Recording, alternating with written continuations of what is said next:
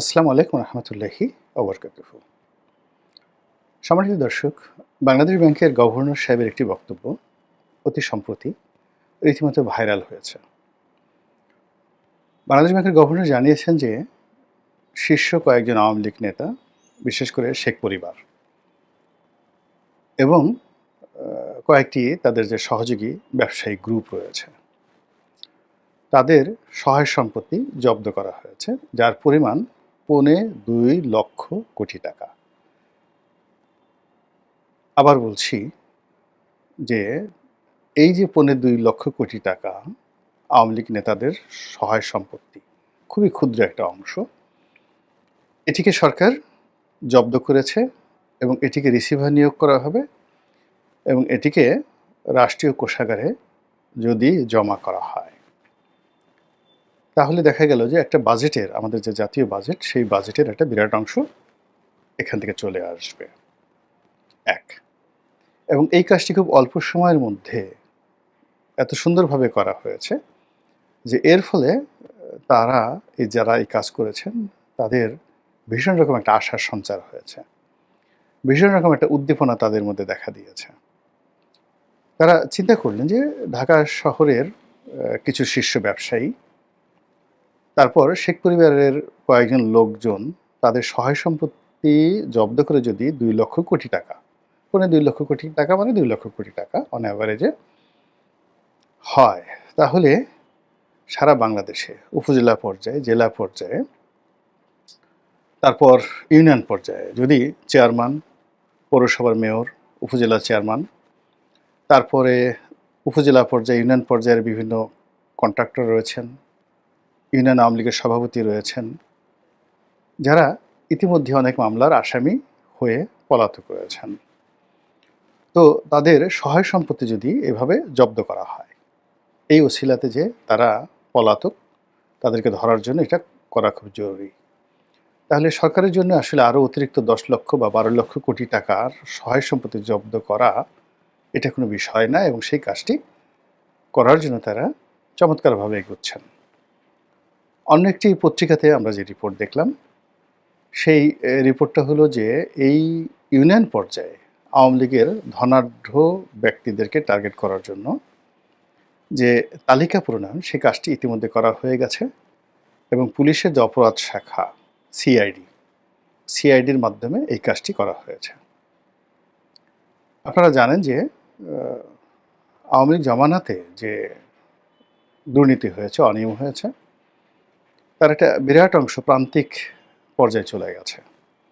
যেমন ধরুন একটা ইউনিয়ন, আমি আমার এলাকাতে বলতে পারি, একটা ইউনিয়নের চেয়ারম্যান, সে প্রায় 7-8 কোটি টাকা খরচ করে গ্রামে একটা বাড়ি করেছে, অনেকগুলো তার গাড়ি আছে, তারপরে শেষে নগদ অর্থ আছে, অথচ আজ থেকে 8-10 বছর আগে তার কিছুই ছিল না, ঢাকা শহরে একটা মেসে ছিলেন।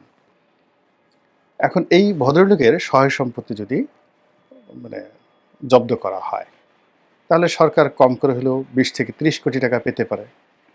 এরকম একটা ইউনিয়নে একজন ইউনিয়ন চেয়ারম্যানের যদি 20 কোটি টাকা হয়, তাহলে সেই চেয়ারম্যানের সহযোগী অন্তত 10 জন লোক পাওয়া যাবে, যাদেরকে একটু ধরলেই বা তারা ইতিমধ্যে পলাতক আছে, আরও 20 কোটি টাকা পাওয়া যাবে।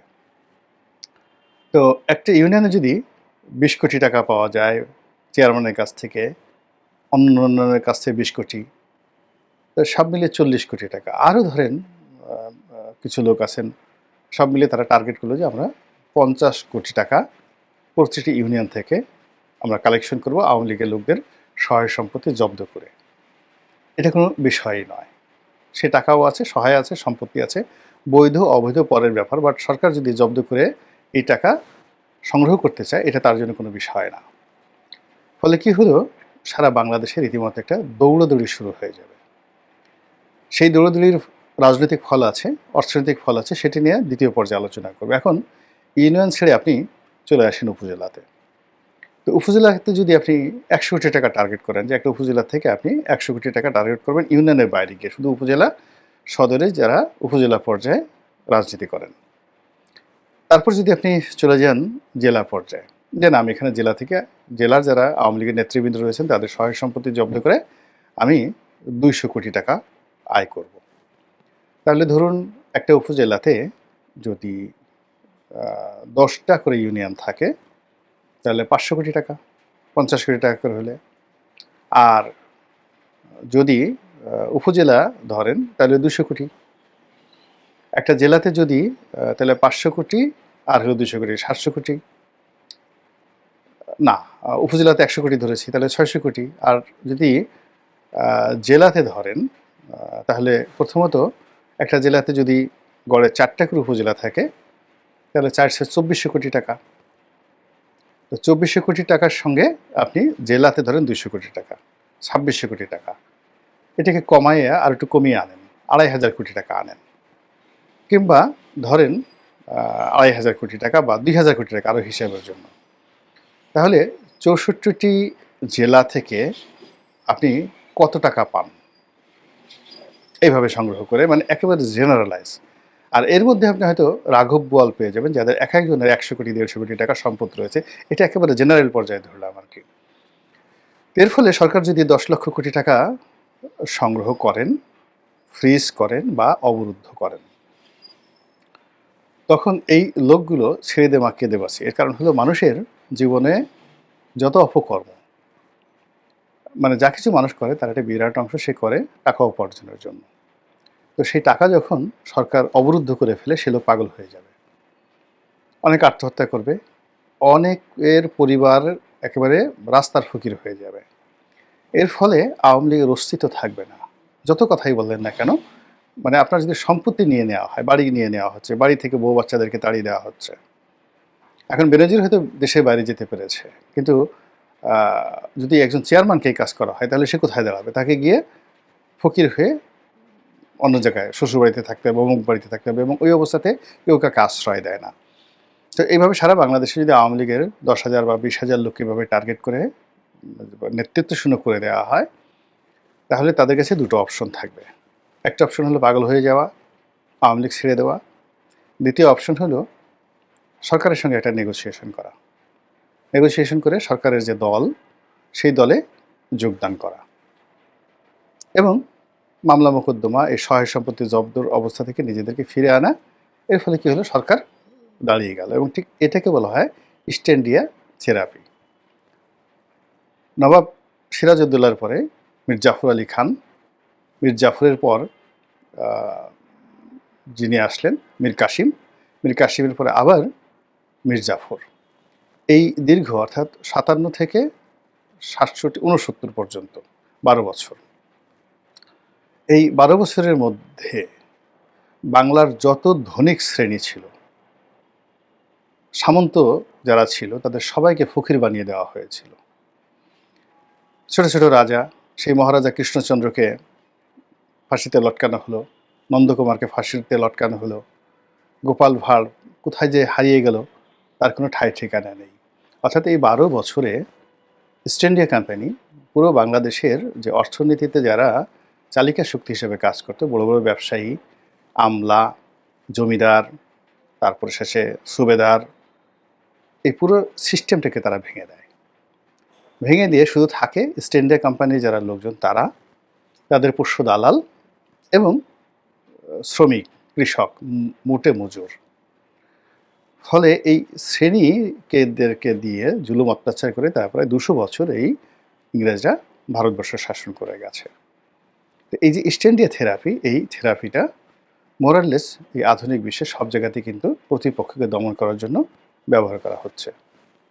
এবং এটা আমেরিকাও করে, তারপরে শেষে ইউরোপ করে, ভারত করে, এমনকি আমাদের দেশে যে সরকার আওয়ামী লীগ ঠিক সেম কাজটি করেছে। তারা বিএনপি এবং জামাতের যত রকম প্রতিষ্ঠান আছে, ইসলামী ব্যাংকগুলো দখল করে নেওয়ার কী রিজন ছিল বলেন তো? জামাতকে অর্থনৈতিকভাবে দুর্বল করে দেওয়া। জামাতের যত ব্যবসায়িক প্রতিষ্ঠান ছিল সব তছনছ করে দিয়েছে। বিএনপির আব্দুল আল মিন্টু, মুর্শিদ খান থেকে শুরু করে বড় বড় যারা ব্যবসায়ী ছিলেন, নেকে খান গ্রুপ, গিয়ে দেখেন পুরো বিএনপির যারা ফাইন্যান্সে ছিলেন সবাইকে রীতিমতো দেউলিয়া করে দেওয়া হয়েছে। ফলে বিএনপির কিন্তু মেরুদণ্ড ভেঙে গেছে। এই যে এখন বিএনপি লোকদের যে চাঁদাবাজি কেন হচ্ছে? অভাব থেকে। এরা একসময় ধনী ছিল, এরপর গরিব হয়ে গেছে, 15-16 বছর যাবৎ গরিব হতে হতে এখন তাদের আবার টাকা উপার্জন করার স্বাদ হয়েছে। তো এই জন্য খুব তাড়াহুড়ো করতে গিয়ে দীর্ঘদিনের ক্ষুধার্ত মানুষের সামনে যখন খাবার দেওয়া হয়, তখন তার মাথা ঠিক থাকে না। সে দেখা গেল মুরগির রানের কামড় দিতে গিয়ে হাড্ডি সহ খেয়ে ফেলে, গলা আটকে যায়। তো এখন এই চাঁদাবাজিতে বিএনপির গলা আটকে যাচ্ছে।